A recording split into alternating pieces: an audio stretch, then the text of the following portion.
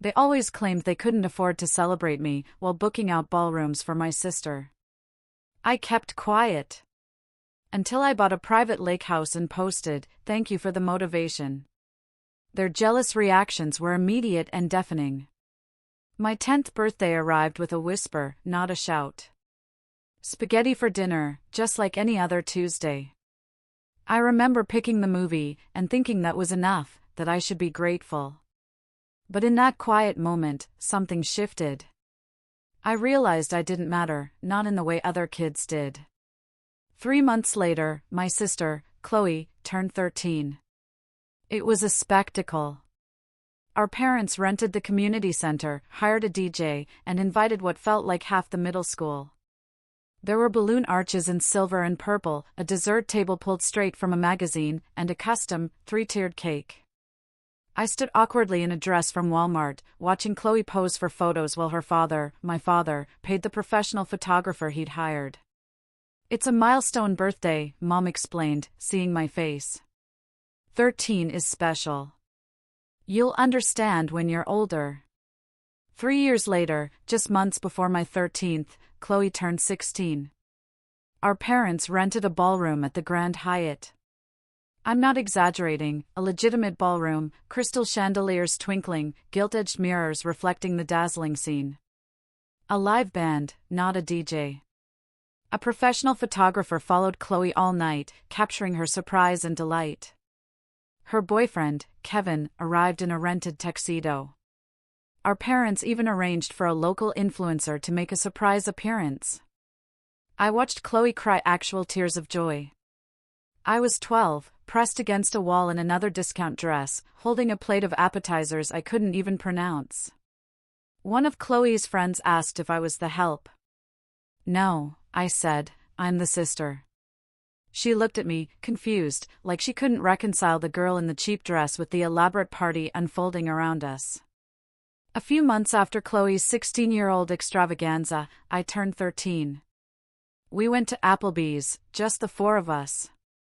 Dad complained about the breadstick portion size the entire meal. Chloe spent dinner texting under the table. Mom kept checking her watch, an early yoga class looming. The waiter brought a single slice of cheesecake with a candle. My family sang while other diners stared. I blew out the candle and wished I was anywhere else. My 16th birthday fell on a Wednesday. Mom made pot roast. We ate in front of the television because Dad wanted to watch a game.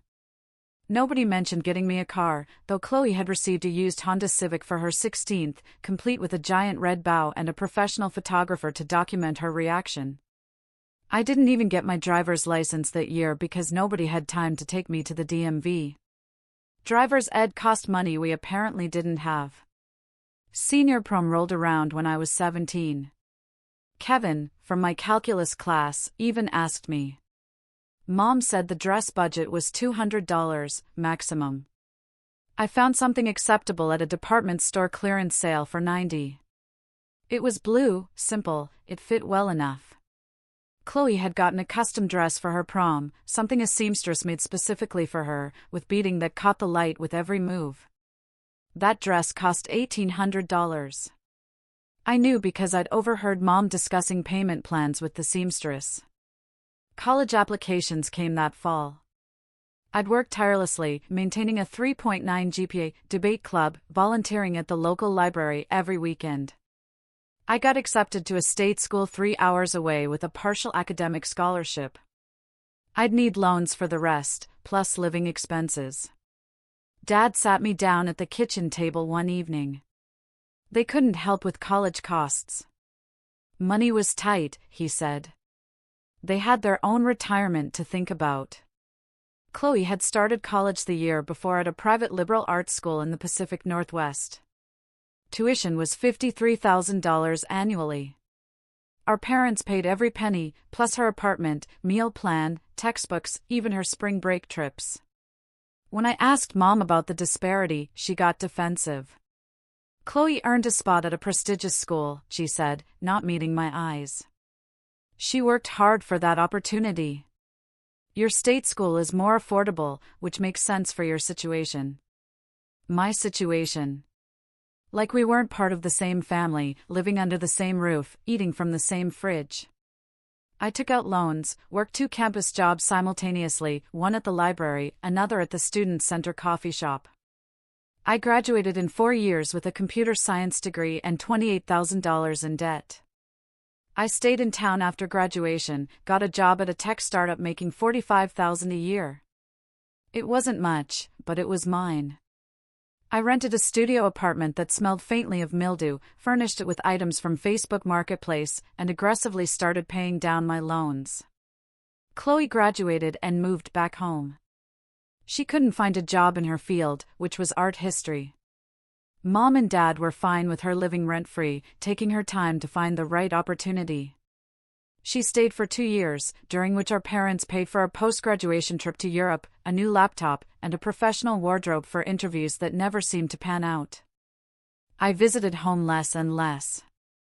Every time I showed up, the conversation inevitably turned to Chloe's job search, Chloe's dating life, Chloe's whatever. Mom would ask me perfunctory questions about work, then get distracted by her phone or remember she needed to call someone. Dad barely looked up from the television. I started making excuses, saying work was busy, or I had plans with friends. The startup I worked for got acquired when I was 25. My stock options suddenly meant something. Not enough to retire, but enough to make a dent in my loans and start actually saving. I moved to a better apartment, one with functioning appliances and windows that didn't leak. I bought furniture that didn't come from someone else's curb. I started investing, devouring everything I could about personal finance and wealth building. Chloe got engaged at 26 to a guy named Adam, who worked in sales and talked constantly about his fantasy football league. The engagement party happened at a vineyard an hour outside the city. Our parents footed the entire bill, which I later learned was close to $8,000. I wore a dress I'd bought on sale 3 years earlier. I smiled for photos and drank more wine than I should have. The wedding came the following year. A destination wedding in the Caribbean. All expenses paid by our parents for the immediate family. I had to pay for my own flight and hotel because I wasn't in the wedding party. Chloe had chosen her college roommates and Adam's sisters as bridesmaids. The ceremony took place on a beach at sunset, and I'll admit, it was beautiful. The reception featured an open bar, a 5-course meal, and fireworks over the ocean. Mom cried during the father-daughter dance. Dad's speech went on for 15 minutes, recounting Chloe's whole life story like she'd cured cancer or negotiated world peace, instead of just getting married. I sat at a table with distant cousins I barely knew, drinking mojitos until the bartender started watering them down. One of the cousins asked what I did for work. When I started explaining software development, her eyes glazed over. She asked if I was seeing anyone. I said no. She made a sympathetic noise and changed the subject to Chloe's dress, which had apparently cost more than a used car. The wedding cost our parents $73,000. I know this because I overheard Dad complaining to his brother about the credit card bills while we waited for the airport shuttle. He sounded proud, though, underneath the complaints, like the expense somehow proved his success as a father. I worked harder. Switched jobs at 28 for a significant raise, then again at 30 for another bump. I started freelancing on the side, building custom software solutions for small businesses. I invested everything I could spare, lived below my means, and ignored my mother's occasional comments about how I was getting too old to be so focused on career at the expense of finding a husband. Chloe and Adam bought a house when she was 29. A beautiful 4-bedroom colonial in a neighborhood with good schools, even though they didn't have kids yet. The down payment came from our parents, naturally. Mom posted approximately 47 photos on Facebook, documenting everything from the house hunting process to the closing date, to Chloe arranging furniture in each room. The comments section was full of congratulations, heart emojis, and exclamations about how blessed they were. Nobody asked how I was doing. My life existed in the margins of their awareness, barely worth acknowledging unless they needed something. Like the time Dad called asking if I could help him figure out why his computer was running slow. I drove over on a Saturday, spent 3 hours removing malware and updating software, and left before dinner because nobody had thought to invite me to stay. I turned 31 without ceremony. I ate takeout sushi alone in my apartment and watched a documentary about the housing market crash. Mom sent a text around 9 p.m. that just said, "Happy birthday, sweetie," with a single balloon emoji. Chloe didn't text at all. By 32, I'd been promoted to senior developer with a salary that would have seemed impossible a decade earlier. I paid off my student loans completely. My investment portfolio had grown to a point where financial advisors started calling me. I was looking at houses, real houses with yards and garages and rooms I didn't even have purposes for yet. I found the lake house by accident. I was browsing real estate listings on my lunch break, mostly daydreaming about possibilities. The listing appeared at the bottom of my search results because it was technically outside my specified range, 2 hours north, right on the water, with a private dock and 3 acres of wooded land. The house itself was modest by modern McMansion standards, but it was beautiful, a wraparound porch, floor-to-ceiling windows overlooking the lake, an updated kitchen with those expensive appliances people put in magazine spreads. The listing price made me wince, but I did the math. With my savings, my income, my credit score, I could actually afford it. I drove up on a Saturday to see it in person. The real estate agent was a woman named Deborah who wore too much perfume and kept calling me honey in a way that might have been condescending if I cared enough to be offended. We walked through the house and I tried to maintain a poker face while internally screaming at how perfect it was. The master bedroom had a balcony overlooking the water. The kitchen had a gas range and a double oven. There was an office with built-in bookshelves and a fireplace. The dock extended 30 feet into the water with a boat lift that would apparently stay with the property. Deborah mentioned something about the sellers being motivated, going through a divorce, wanting to close quickly. I nodded like I understood the intricacies of real estate negotiation while my heart hammered against my ribs.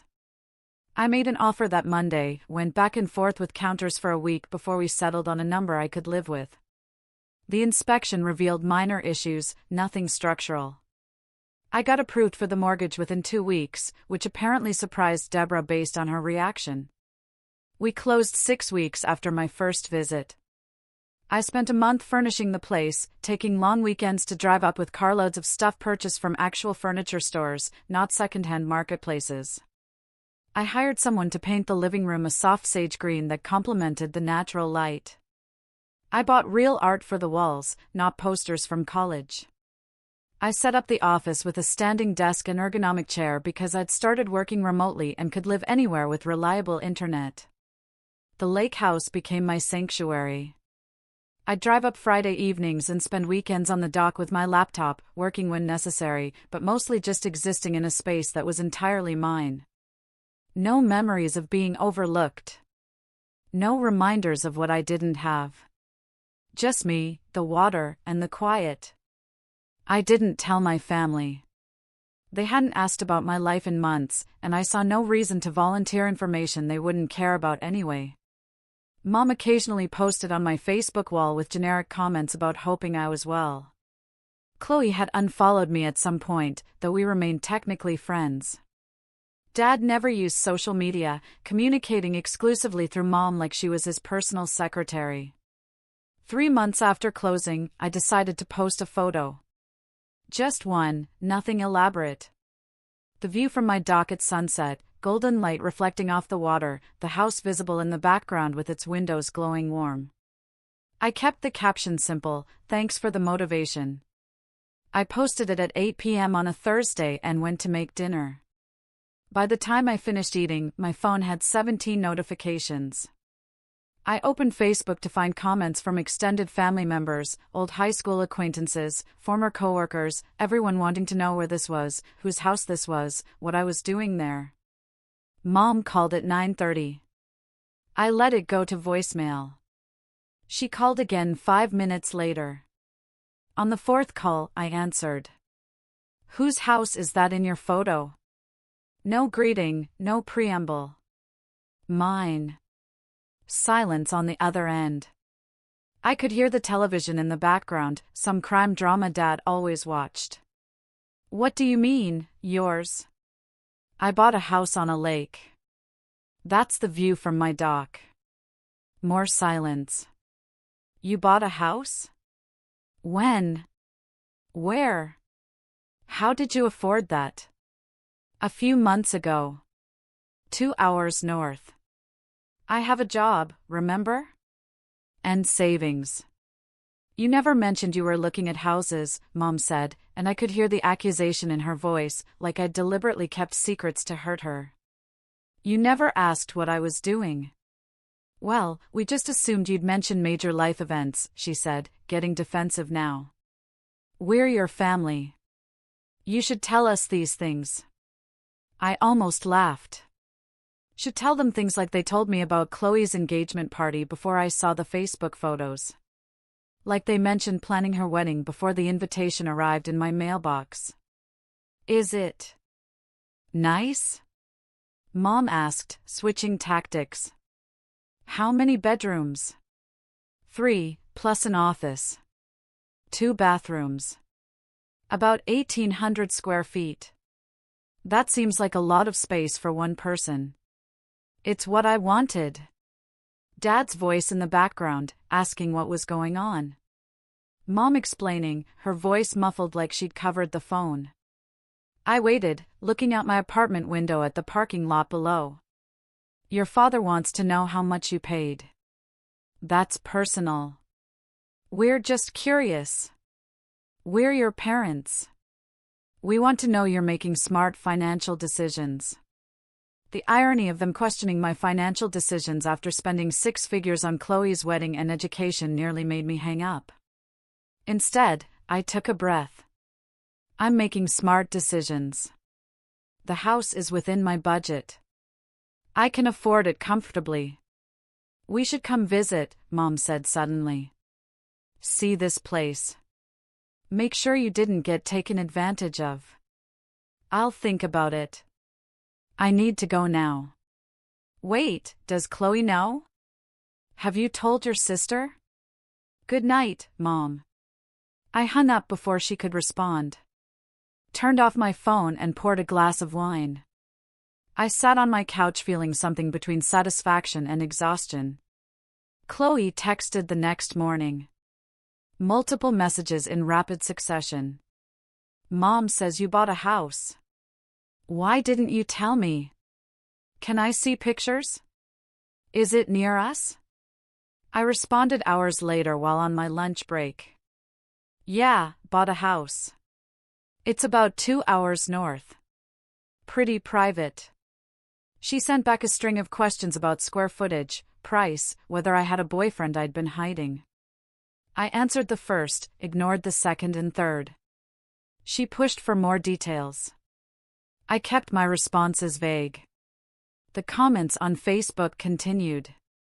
Distant relatives I hadn't spoken to in years suddenly acting interested in my life. Old classmates asking if I remembered them. Do they come visit? Mom's friends writing about how proud they must be. What an accomplishment.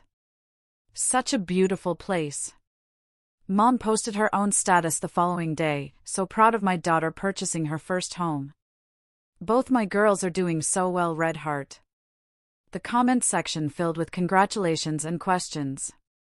Several people asked which daughter, since Mom posted about Chloe constantly but rarely mentioned me. Mom didn't clarify, just liked comments indiscriminately. Dad called that weekend. This was unusual enough that I answered immediately, worried something was wrong. Your mother showed me the photos on the computer, he said. Nice place you got there. Thanks. Must have cost a pretty penny. It's manageable. We'd like to come see it sometime. Maybe bring Chloe and Adam. Make it a family thing. The word family coming from his mouth felt like a punchline to a joke only I understood. The place isn't really set up for guests yet, I lied. Maybe sometime later. Well, don't wait too long. You know how your mother gets when she feels left out. I bit my tongue so hard I tasted blood. Felt left out? Like I hadn't spent decades being left out of every celebration, every milestone, every moment that mattered. "Sure, Dad, I'll let you know." Chloe called that evening. I was at the lake house, sitting on the porch, watching the sunset over the water. I almost didn't answer, but curiosity won. "Why are you being so weird about this house?" she asked immediately. "It's like pulling teeth trying to get information from you." "I'm not being weird. I'm just private about my life." "Since when?" "We're sisters." The laugh that came out of me was harsh enough that Chloe went quiet. "We're sisters," I repeated. "Right. Is that why you didn't text me on my birthday last year? Or the year before? Is that why you unfollowed me on social media? Is that why the last time we talked was at Christmas and you spent the entire time showing me photos of your house renovations without asking a single question about my life? That's not fair." "What part?" "I've been busy. Marriage is hard. Managing a house is stressful. You don't understand because you've been focused on your career." "I've been focused on survival," I said quietly. "There's a difference." "What's that supposed to mean?" Everything I'd kept inside for years wanted to come out. Every birthday that passed unacknowledged. Every celebration I'd watched from the sidelines. Every time Mom and Dad had chosen her comfort over my existence. "Forget it," I said instead. "The house is fine. I'm fine. Everything's fine." "You sound angry." "I'm tired, Chloe. I have to go." I hung up before she could respond. Blocked her number before she could call back. Turned off my phone and sat in the growing darkness, listening to the water lap against the dock. Mom called 3 times over the next week. Left voicemails that started apologetic and ended accusatory. How dare I shut them out? They were my family. They loved me. They'd always supported me. Why was I being so difficult? I saved the voicemails, but didn't respond. I felt something settle in my chest. Something that might have been peace, or might have been resignation. Maybe both. The lake house became more than a weekend retreat. I started working from there full-time, only returning to my apartment when absolutely necessary. I applied for a permanent remote position within my company and got approved. I put the apartment up for lease termination. Moved my remaining belongings north over a series of weekends. I posted another photo 6 weeks later. The living room this time, with the afternoon sun streaming through the windows, my coffee on the side table next to my laptop, the lake visible through the glass. Caption: home office vibes. Comments rolled in again. More questions, more distant relatives emerging from whatever rocks they'd been hiding under. Mom commented, "Beautiful. When can we visit?" I deleted the comment. She posted it again. I deleted that one, too. Chloe sent a message through Facebook since I'd blocked her number. "Why are you being like this? What did we do?" I stared at those words for a long time. What did we do? Like she genuinely couldn't see it. Couldn't comprehend the years of being secondary, being forgettable, being the daughter who didn't matter enough to celebrate. I typed and deleted responses for an hour. Finally settled on, think about every birthday you had growing up. Now think about mine. If you still don't understand, then there's nothing I can say that will help. She read it immediately but didn't respond. Hours passed. Then days. My phone stayed quiet. Mom posted a vague status 2 weeks later about ungrateful children who forget everything their parents sacrificed for them. Didn't name me specifically, but the timing was clear. Her friends commented with supportive platitudes about how hard parenting was, how children sometimes grew distant without reason, how she'd done her best, and that was all anyone could do. I screenshotted the post, saved it in a folder on my computer labeled receipts, and moved on with my life. Thanksgiving came around. Mom called in October to ask about my plans. I said I wasn't sure yet. She asked if I'd be coming home. I said probably not. She got quiet, then asked if this was about the house situation. There is no house situation, I said. I bought a house. You're acting like I committed a crime. We're not acting like anything. We just feel shut out of your life. Now you know how that feels. I hung up before she could respond. I spent Thanksgiving alone at the lake house, made a small turkey breast, and watched football on my laptop. It was the most peaceful holiday I'd remembered having in years. Christmas brought a card in the mail. A generic winter scene on the front. Mom's handwriting inside, "We miss you. Whatever we did, we're sorry. Love, Mom and Dad." No specifics, no acknowledgement of anything concrete, just a blanket apology that meant nothing because it came without understanding. I put the card in the recycling bin and made myself hot chocolate. January marked a year since I bought the lake house. I posted a photo of the view in winter. The lake partially frozen. Snow covering the dock and trees. Caption, 1 year here. Best decision I ever made. The comments were different this time. Fewer questions, more genuine congratulations from people who had been following the journey. A former coworker wrote about how inspiring it was to see someone build their own happiness. A college friend commented about how peaceful the place looked. Mom commented, "We raised you to be independent. Glad to see you're doing well." I stared at that comment for a full minute. We raised you to be independent. Like that was what they'd done. Like the neglect had been intentional character building rather than simply not caring enough to try. I deleted the comment. Blocked her on Facebook. Blocked Dad's account too, even though he never used it.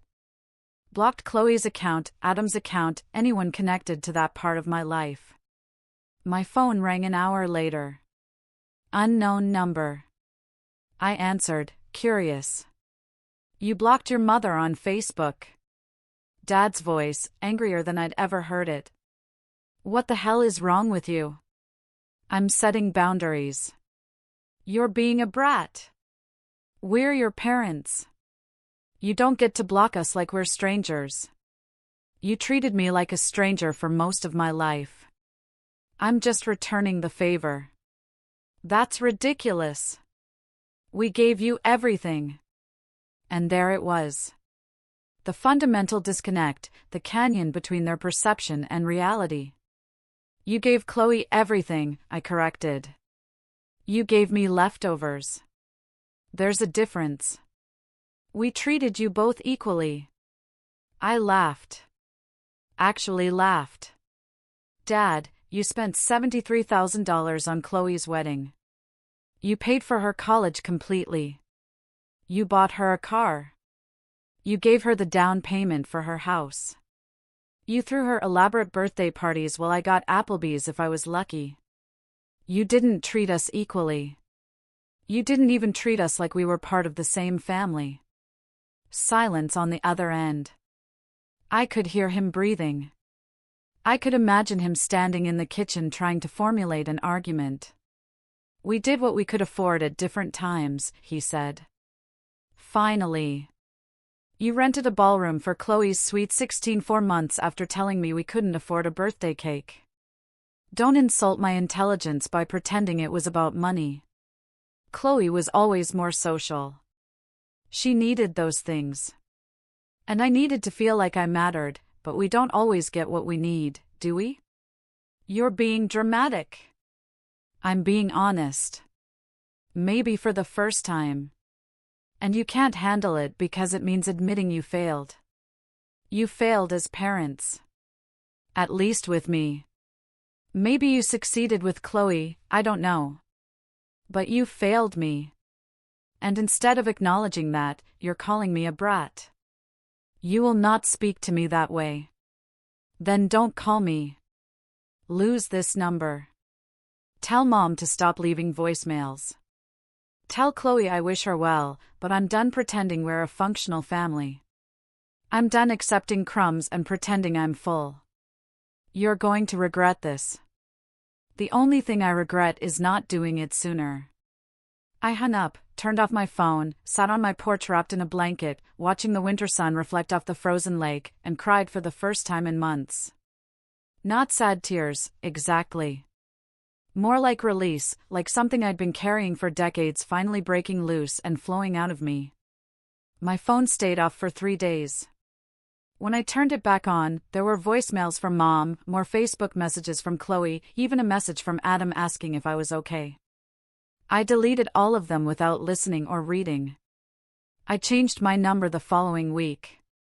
Updated it with my employer, my bank, my important contacts. Didn't give it to my family. Life continued. I worked, saved money, invested wisely. Made friends in the small town near the lake house. People who knew me as Emily, the quiet woman who'd bought the Henderson place and fixed it up nicely. They didn't know about my family, about the history. I was just Emily, who worked in tech and liked kayaking in the summer. Spring arrived. I posted a photo of the dock at sunrise. The lake smooth as glass. Early morning mist rising off the water. No caption, just the image. Comments came in from my carefully curated friend list. People I actually knew who actually cared. Nobody asking invasive questions or demanding access to my life. Just genuine appreciation for a beautiful moment. My life became smaller and simultaneously larger. Fewer people, but the connections were real. I dated occasionally. Nothing serious. Focused on my career. Got another promotion with another substantial raise. Started a savings account specifically for future renovations. Maybe adding a guest house or a screened-in porch. The lake house appreciated in value. Market conditions shifted in my favor and I watched my equity grow. Refinanced at a better rate. Started paying down principal aggressively. The house that had seemed like such a stretch 3 years ago now felt comfortable, manageable, mine in a way nothing else ever had. I was 35 when I posted the last photo. 5 years after buying the lake house, a full decade since I'd stopped expecting anything from my family. The photo showed the view from the newly added porch extension, complete with outdoor furniture and string lights. The sun was setting, painting everything golden pink. Caption: 5 years in paradise. Built it myself. The double meaning was intentional. The porch, yes, but also the life, the peace, the knowledge that I was enough, had always been enough, regardless of whether my family recognized it. Someone I didn't recognize commented, "Your family must be so proud." I smiled and deleted the comment. Whether they were proud didn't matter anymore.